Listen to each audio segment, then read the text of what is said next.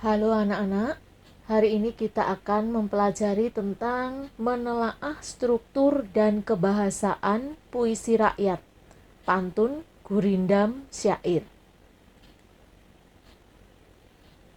Pertama-tama marilah kita menelaah struktur puisi rakyat yang berupa pantun, gurindam, dan syair. Menelaah struktur pantun. Ambillah kapas menjadi benang, ambillah benang menjadi kain.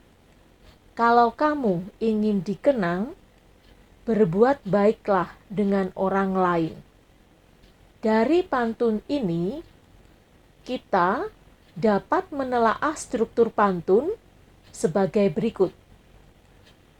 Struktur penyajian pantun 2 larik sampiran dan 2 larik isi pantun. 2 larik pertama merupakan pengantar untuk masuk pada isi larik 3 dan 4. Makna atau isi pada larik 1 dan 2 dengan larik 3 dan 4 tidak berhubungan. Ditinjau dari jenis kalimat yang digunakan, pantun larik 1 dan larik 2 menggunakan kalimat perintah.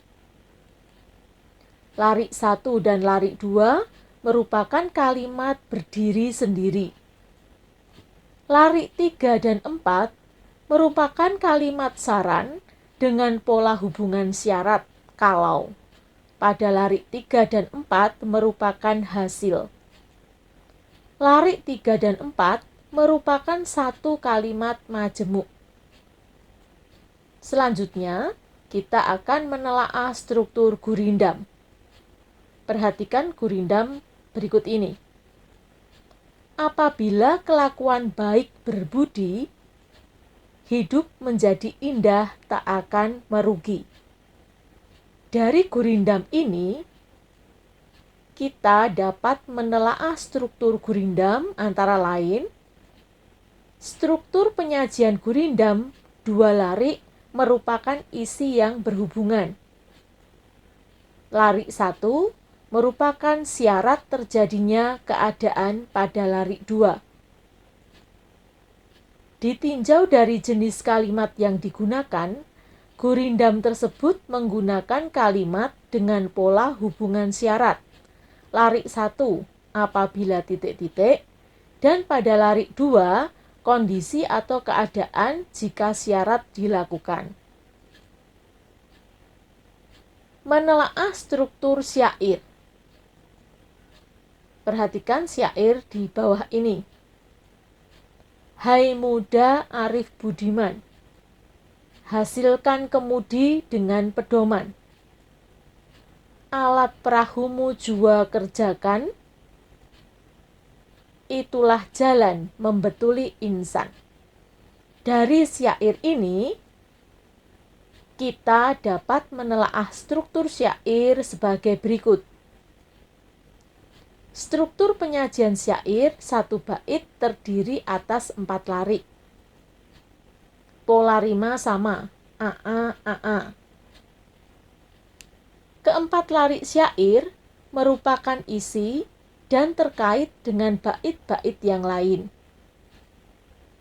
Ditinjau dari jenis kalimat yang digunakan, syair tersebut larik 1 menggunakan kalimat untuk menyapa, menggunakan kata seru hai. Larik 2 dan 3 merupakan kalimat perintah kepada generasi muda yang disapa pada larik 1. Larik 4 pada kutipan syair tersebut merupakan akibat yang akan ditemui jika melakukan apa yang diperintahkan pada larik 2 dan 3. Pilihan kata yang digunakan pada syair tersebut merupakan kata bersifat simbolik dan ungkapan lama. Pilihan kata sangat indah dengan makna yang dalam. Berikutnya anak-anak, kita akan menelaah kebahasaan puisi rakyat, yakni pantun, gurindam, dan syair.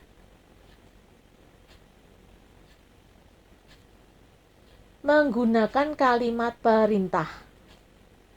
Kalimat perintah adalah kalimat yang berisi atau bermaksud memberi perintah atau suruhan, ditandai dengan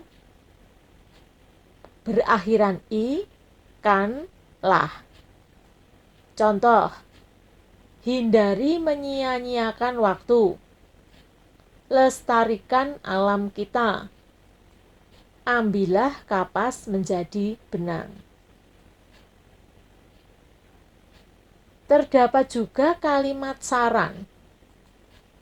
Kalimat saran adalah kalimat yang berisi tentang saran kepada orang lain untuk kebaikan orang lain. Kata penandanya yakni kata sebaiknya, seyogyanya. Contoh, sebaiknya kau pikir dahulu. Kalimat ajakan. Kalimat ajakan adalah kalimat yang berisi ajakan kepada orang lain untuk melakukan suatu perbuatan. Kata penandanya yakni kata ayo dan mari. Contoh, mari kita jaga agar lestari. Kalimat seru. Kalimat seru adalah kalimat yang mengungkapkan rasa hati, seperti kagum, heran, senang, dan sedih.